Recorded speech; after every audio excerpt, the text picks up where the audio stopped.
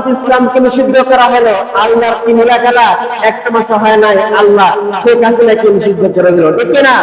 তাহলে আল্লাহ পাক ছাড় দেয়, ছেড়ে দেয়, হ্যাঁ মুক্তিবাণী আল্লাহ পাক জায়েজ করে দিত, তাহলে শুধু প্রত্যেক বড় বড় জায়গায় নয়, প্রতিষ্ঠানে নয়, মোড়ে মোড়ে নয়, প্রত্যেক বাড়িতে বাড়িতে নয়, প্রত্যেক রুমে বিশ্বনবীর মুক্তি আমরা স্থাপন করতাম, ঠিক না? আমরা দেখলাম আমাদের দেশ ছাত্র সমাজ, ছাত্রগুলো বিভিন্ন আন্দোলন মিটিং মিছিল করে নতুন একটা দেশ উপহার দিয়েছে। এতে কি আপনারা খুশি নাকি নারাজ? এক শ্রেণীর মানুষ অনেক রেগে যাচ্ছে, কষ্ট পাচ্ছে। কি কারণে কষ্ট পাচ্ছে? তারা বলছে বঙ্গবন্ধু শেখ মুজিবুর রহমান তিনার তো অনেক অবদান, তিনার যে মূর্তিগুলো স্থাপন করা হয়েছিল এই পদত্যাগের দিনে বিভিন্ন জায়গায় যতগুলো মূর্তি ছিল ভেঙে ফেলা হবে। এখন আমি বলি, কয়েক মাস আগে, এক বছর আগে যখন বলা হলো মুক্তি সম্পর্কে, মুক্তি ভাঙ্গা, মুক্তি বানানো যাবে না, এটা হলো ইসলাম বিরোধী, আল্লাহ পাক মুক্তি বানাতে বলে নাই। যদি মুক্তি বানানো আল্লাহ পাক জায়েজ করে দিত, তাহলে শুধু প্রত্যেক বড় বড় জায়গায় নয়, প্রতিষ্ঠানে নয়, মোড়ে মোড়ে নয়, প্রত্যেক বাড়িতে বাড়িতে নয়, প্রত্যেক রুমে রুমে বিশ্বনবীর মুক্তি আমরা স্থাপন করতাম, ঠিক না? যদি আল্লাহ পাক এই মুক্তি বানাতে জায়েজ করে দিত, তাহলে আমাদের প্রত্যেক রুমে রুমে কিন্তু আমরা স্থাপন করতাম। সেই সময় যখন আলেমেরা হুঁশিয়ার হলো, আলেমেরা বললো যে না, মুক্তি বানানো যাবে না, ইসলাম বিরোধী কাজ, কোরআন নিষেধ আছে, আল্লাহ পছন্দ করে না।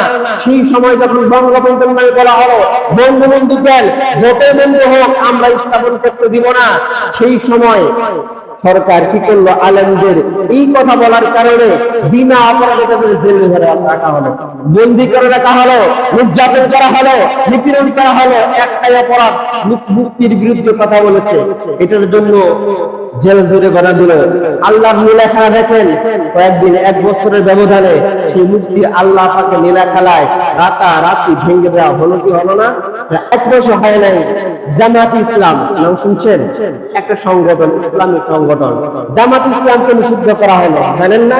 জামাত ইসলামকে নিষিদ্ধ করা হলো, আল্লাহর কি নীলা খেলা একটা মাস হয় নাই আল্লাহ শেখ হাসিনাকে নিষিদ্ধ করে দিল, ঠিক না? তাহলে আল্লাহ পাক ছাড় দেয়, ছেড়ে দেয়, হ্যাঁ না? আপনারা যদি হতাশ হবেন, এই যে বাইরের দেশ থেকে সরকার ঋণ নিয়েছিল 15 লক্ষ কোটি টাকা। কত টাকা? 15 লক্ষ কোটি টাকা ঋণ নিয়েছে। কিন্তু হতাশ করার বিষয়, আমরা হতাশ হয়ে যাই এই তথ্যগুলো যখন আমরা জানি। কিন্তু বাংলাদেশ থেকে পাচার করেছে এমপি মন্ত্রীগুলো টোটাল 17 লক্ষ কোটি টাকা। কত টাকা? টোটাল 17 লক্ষ কোটি টাকা হারে। দেখেন, আমরা যাদের শাসনের চেয়ারে বসাই, যাদেরকে আমরা জনতার বন্ধু মনে করি, যাদেরকে আমরা ভালোবেসে দেশ শাসন করার জন্য বসাই, তারা যদি টাকা মেরে বিভিন্ন দেশে পাচার করে, তাও 1 কোটি 2 কোটি টাকা নয়, 17 লক্ষ কোটি টাকা। একবার চিন্তা করেন, ঋণ নিয়েছে হলো 15 লক্ষ কোটি, আর পাচার করেছে 17 লক্ষ কোটি। এই দেশের টাকা যদি দেশেই থাকতো, বাইরের দেশ থেকে ঋণ নিতে হতো? জোরে বলেন, হতো? হতো না। তাহলে এই সমাজ পরিচালনার জন্য এরকম দুর্নীতিবাজ, এরকম অত্যাচারী শাসক কি আপনারা চান? যদি না চান, তাহলে আমাদেরকে এখন থেকে হুঁশিয়ার হতে হবে। দল মত নির্বিশেষে আমাদেরকে এই বাংলার জমিনকে যেন ইসলামী রাষ্ট্রে পরিণত করতে পারি। আমরা যেন ওমর খাব্বাব, ওসমান আলীর মতো শাসক এই বাংলার জমিনে বসাতে পারি, সেই চিন্তাধারা, সেই অনুযায়ী কাজ করার আমাদের দরকার আছে না? বলে আছে। তাই আমরা সবাই এক হয়ে আল্লাহ পাক যেন আমাদের সবাইকে এই ধরনের কাজগুলো করার মতো তৌফিক দান করে, বলছে আমিন। আল্লাহ পাক কোরআন শরীফে অনেক জায়গায় কসম খেয়েছে, তার মধ্যে একটা হলো ওয়াল আসরি ইন্নাল ইনসান, আছে না? এই ওয়াল আসরি হলো শপথের কসম, ইতিহাসের কসম। আল্লাহ পাক ইতিহাসের কসম আর সময়ের কসম এমনি এমনি খায় নাই। আল্লাহ পাক বুঝাতে চায়, আপনার নমরুদের নাম শুনছেন না? এখন পৃথিবীর জমিনে নমরুদ কারো নাম আছে? বলেন, নাম আছে? ফেরাউন কারো নাম আছে? আবু জাহেল কারো নাম আছে? উদ্বা কারো নাম আছে?